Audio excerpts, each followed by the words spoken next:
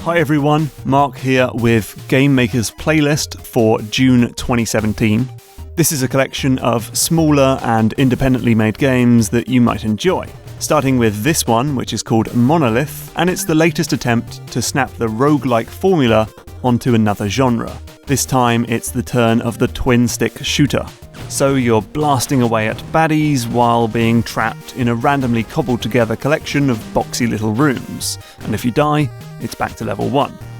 What they've got really right in this game is the way the game looks and feels. It's slick to move around, and it's full of those screen-shaking explosions with particle effects and bassy, beepy, boopy sound effects. Feels really good.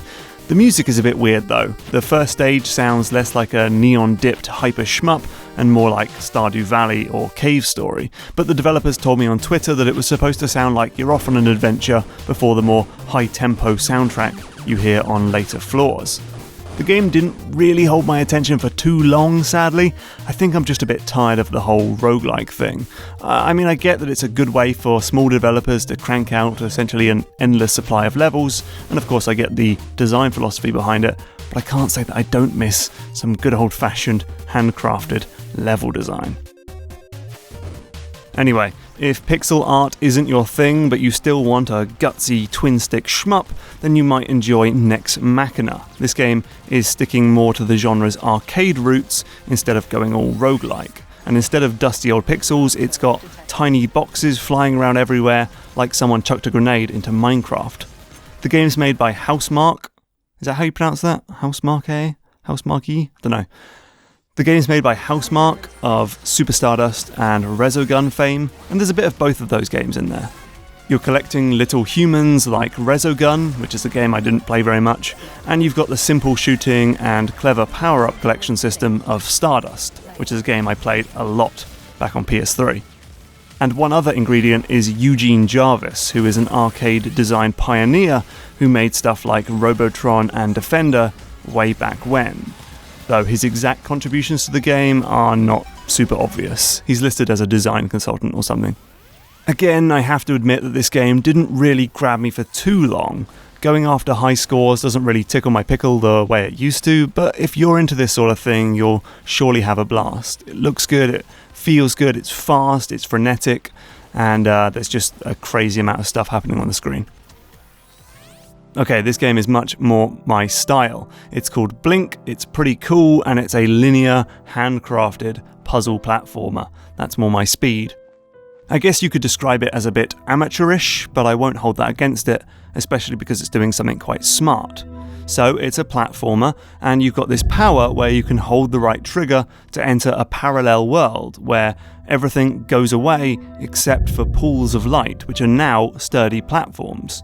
So if you cast a light on some smoke and then enter the Blink world, the smoke is now something you can stand on. This is used for both twitchy platform challenges as you blink between worlds in mid-air, and for more Braid-style puzzles as you try to figure out which lights to switch on and where to stand and things like that.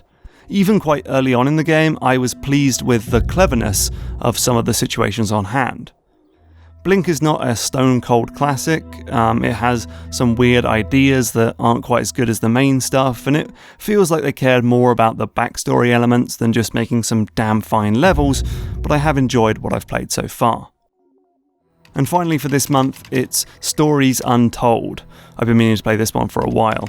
It's essentially an anthology of 4 different games, and they generally have you playing a classic text adventure on a 3D rendered computer screen, only for you to realise that this is not just a snazzy frame for the text adventure, but is actually all part of the experience. Naturally, I won't spoil what that entails, but I will warn you that it can be kind of scary. A lot of fear and dread builds up as you play, and then there are some nasty jump scares also. With headphones on and playing this in a dark room, this game could be a real trip for horror fans, which is weird, right, for a text adventure. I guess the biggest issue is that it suffers from all the same things that old text adventures did.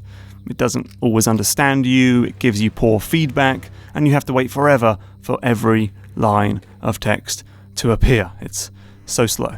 And so in an attempt to give you a very authentic retro experience, it also dregs up some of the crappy stuff we had to deal with. But yeah, good stuff. I think some of you will really enjoy this one. Okay, that's your lot. Thanks for watching. You know what? I'm going to change up Game Maker's playlist for next month, I think, because I'm not super happy with the format. Pretty much all of the games on this list are things that I think are good and that you might enjoy, but I don't wholeheartedly recommend any of them, and I'm not sure it's the best service for you or for me, because I like to use this list as a way to find more games for proper full-on GMTK episodes. So I'm thinking maybe I might treat these more as reviews than recommendations, so actually talk about maybe what they did wrong as much as what they did right, or perhaps just focus on one game per month and go a bit more in depth with it and make it a bit closer to a GMTK episode, but on a smaller independent game. I don't know, maybe I'll just have a bit of a play over the next few months and we'll see what we think. Of course, give me your feedback and your ideas in the Patreon comments for this post would be best. Please! Right, thanks so much. See you around. Bye.